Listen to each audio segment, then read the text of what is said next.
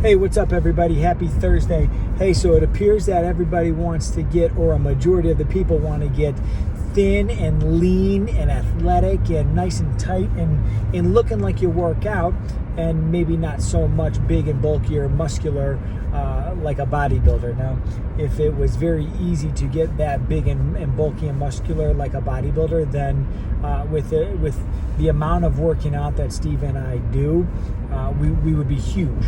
But it's just not that easy.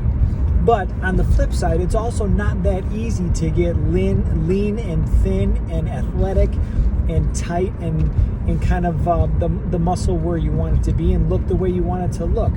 But I did come up with 3 very easy basic things that you could start to implement and work on, or be mindful of, that can at least work you into that direction. So I wanted to clarify on a couple of them. So one of them was resistance training. Yes, you need to work out to do it. Now, resistance training is a little bit of a broader based term. You could be using barbells and dumbbells. You could be using resistance bands or doing body weight type exercises. But resistance training as a whole just means that you are moving against some sort of resistance. You are trying to move, push, pull, carry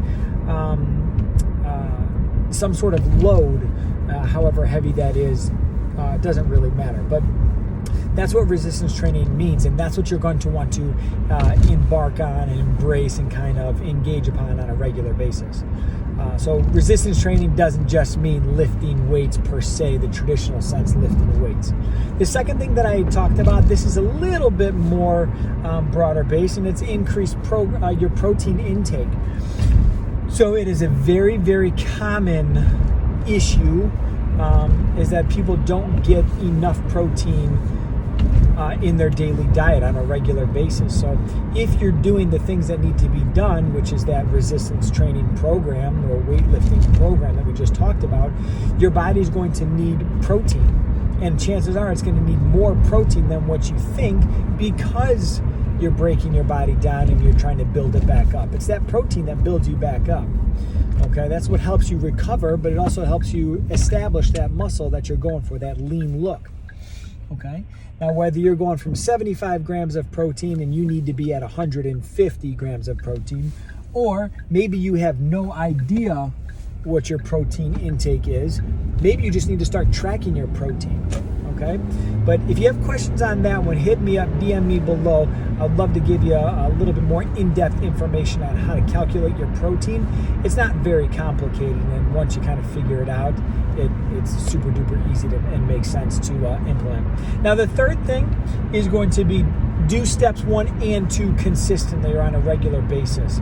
Now, no matter what you do, if you don't do both of those and a couple other things on a consistent basis, it doesn't matter. You're just wasting your time. You can't just do what you like. You can't just do the fun things. You have to do everything. You have to do the weights. You have to do the eating. You have to do the recovery. You have to do all that stuff. So consistency, although in my post and although right now I'm saying it's number 3, it pretty much is number 1 and the most important thing. Consistency is key. So that's just a little bit of in-depth information on that one. But again, if you want more information, or if I can help you out and point you in the right direction, contact me today and let me know. Let's get a little chat going. Let's get a little brainstorming session going, and let's get you started right. Have a great rest of your day, and talk to you soon.